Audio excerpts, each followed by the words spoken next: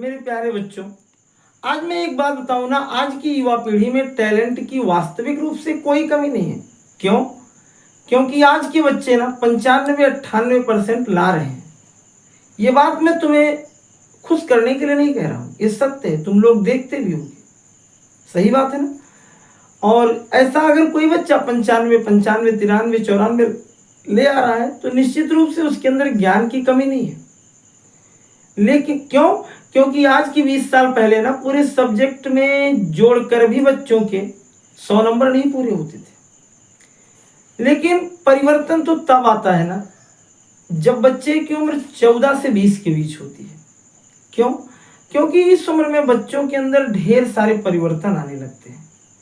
बच्चों का हार्मोन से जंप करने लगता है। उससे परिवर्तन से क्या होता है, माता पिता को इसकी बात की तकलीफ होती है, कहीं मेरा बच्चा गलत संगति में न पड़ जाए। माता पिता समझाते हैं तो बुरा लगने लगता है। कोई अच्छी बात टीचर्स लोग, माता पिता बताते हैं तो ऐसा लगता है कि हमें ज्ञान ज्यादा दे रहे हैं। कभी कभी बच्चे तो कह भी देते हैं आप पापा रहने दीजिए। लेकिन एक बात बेटा ना, इसको ध्यान पूर्वक सुन लो कि वो सही बता रहे हैं।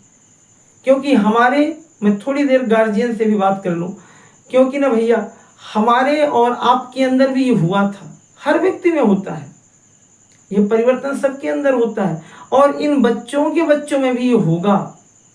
ऐसा कुछ नहीं कि इनके अंदर नहीं होगा, सबके अंदर होगा। केवल ना इस उम्र में इनको सही गाइडेंस की जरूरत है कि कहीं ये मेरे बच्चे गलत संगति में ना पड़ जाए, कहीं इनको नशे की लत ना लग जाए। क्योंकि ना ये एक ऐसी आदत है कि जिसमें मनुष्य का पैर एक बार चला गया ना तो फिर वापस लौट के नहीं आता। इसीलिए बच्चों, माता पिता समझाते हैं कि बेटा ये कुछ दिन संभल के रहो, अभी पढ़ लो, अभी तुम्हारी उम्र ये करने की है, वो करने की है, इसीलिए समझाते हैं। और बच्चों, तुम लोगों को ना अपने माता पिता की बातों को ठीक उसी प्रकार मानना चाहिए जैसे भगवान राम और श्रवण ने मानी थी। एक आज्ञा पर बिना कुछ विचार किए, बिना किसी सोच समझ के, यानी कुछ नहीं उसमें टीका टिप्पणी ना। हम लोग तो आज अगर होता तो कह देते ना, हम लोगों के बच्चे ऐसे हैं कि वो कहते हैं कि आप पापा नहीं समझते हैं, हम जानते हैं।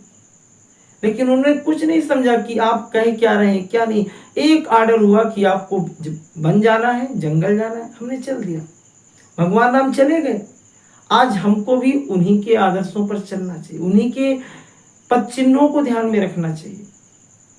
माता और मैं टीचर बंधुओं से भी बता दूं कि आज के बच्चे सारी चीजें ना निश्चित रूप से एक छोटी सी क्लिक से जान ले रहे हैं। तो आज हमारा आपका कार्य पहले से और ज्यादा बढ़ गया है। आज हम अपने बच्चों को अगर थोड़ी सी मॉरल वैल्यू सिखा दें, थोड़ा सा उनको देश प्रेम की भावना जगा दें, थोड़ी सी उनके अंदर माता पिता का सम्मान करने का लक्षण ला दें, माता पिता की सेवा करना सिखा दें, वास्तव में ये सोने पर सुहागा जैसा हो जाएगा। अगर उनके अंदर माता पिता का सम्मान करना सिखा दिए तो इसका तो कोई जोड़ ही नहीं। समझ लो कि हमने सब कुछ कर दिया। क्योंकि सारी चीजें शिक्षा से ही नहीं मिलती हैं, कुछ चीजें इतर इससे भी मिलती हैं, सामाजिक जीवन से भी सीखने को मिलती हैं। अगली चीज कि एक बात बताऊं कि अगर अपने जीवन में सफल होना है ना तो मेरी इन 3 चीजों को ध्यान पूर्वक सुनो। पहली चीज कि प्रतिदिन एक माता पिता के पास कम से कम 15 मिनट 20 मिनट बैठो, उनसे पुरानी बातों पर चर्चा करो कि आप कैसे थे, आप बाबा दादा नानी जो भी है घर में, पापा मम्मी कैसे थे, उनके चेहरे पर थोड़ी सी हंसी लाओ।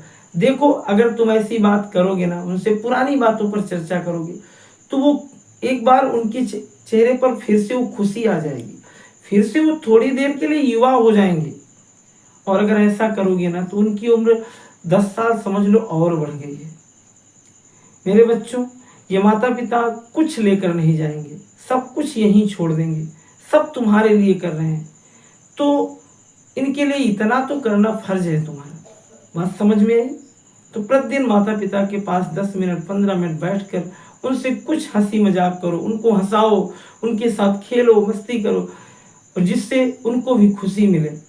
दूसरी चीज, कभी भी अपने माता पिता से ऊंची आवाज में ना बात करो। क्योंकि तुम्हारी आवाज से ना उनकी आंख से निकला एक भी आंसू तुम्हारे लिए घातक बन जाएगा। तुम्हारे लिए ये समझ लो कि जीवन की सारी कठिनाइयां खोल दिया है उसने। तो इसलिए ऐसा एक बार भी प्रयास न करो कि तुम्हारे शब्दों से उनको आह पहुंचे। ऐसे बोलो कि उनको और खुशी मिले, क्योंकि तुम्हारे सही बोलने से ना उनके अंदर जो खुशी मिलती है वो उसकी मैं कल्पना नहीं कर सकता हूँ कितनी खुशी मिलती है। और तीसरी चीज ना, रोज सुबह माता पिता का पैर छूकर घर से बाहर निकलो। वास्तव में उनके द्वारा दिया गया आशीर्वाद ना ऊपर वाला भी नहीं काट सकता है। अगर उन्होंने जो कह दिया ना वो मान के चलो कि 100% सत्य है। उनकी जो दुआ है उसको भगवान भी नहीं रोक सकते कि ये नहीं होगा।